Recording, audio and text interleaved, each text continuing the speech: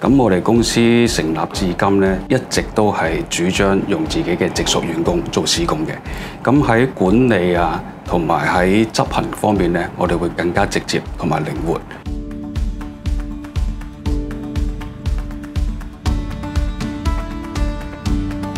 咁我哋公司成立喺2005年啦。咁最初我哋只不過一個10幾人嘅團隊，咁一路發展至今已經大概有400個直屬員工啦。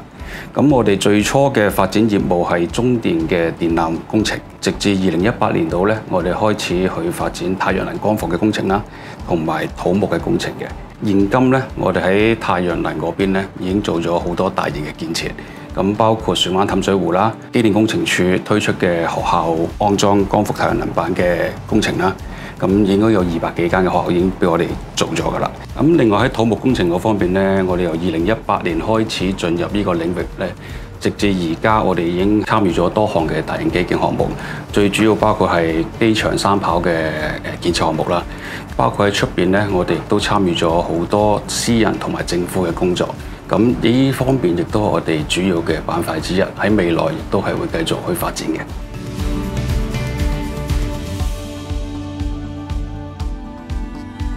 咁始終我哋公司都喺香港扎根咗20年啦，亦都好希望可以推動行業裏邊嘅綠色發展嘅，包括我哋已經喺去年開始引入咗呢個電動嘅挖泥機啦、電動嘅車輛啦，去慢慢逐漸替代我哋傳統嘅柴油車輛同埋設備嘅。咁喺另一方面，我哋亦都係喺去年同一間創科公司合作啦，咁亦都可以打造咗自己公司嘅4S 智能系統監測平台，咁令到我哋出邊嘅工地可以更有效、更安全咁樣去監管，令到個品質啦、同埋個安全性施工啦，去得到好大嘅提升嘅。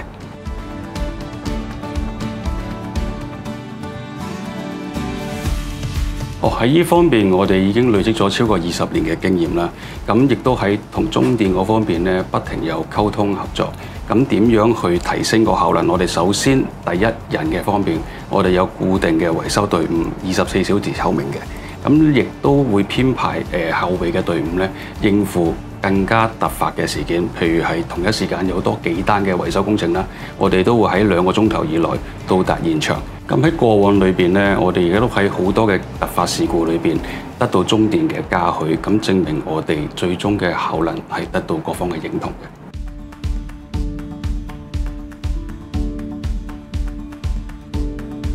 喺太陽能光伏呢個板塊裏邊咧，我哋公司一直都係致力去發展嘅。咁喺過去，我哋都係採取一站式嘅服務啦，包括設計啦、安裝啦，同埋電網嘅聯網咧，我哋都有提供呢個服務嘅。咁喺未來，我哋希望透過同生產商嘅合作，咁就引入多啲高效能嘅太陽能板，令到喺更加細嘅地方，可以令到太陽能嘅發電量更加大。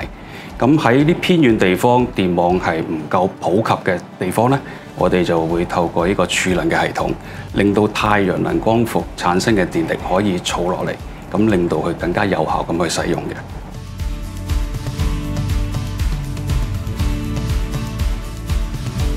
我諗呢方面，我首先介紹下我哋公司同其他傳統嘅公司分別先啦。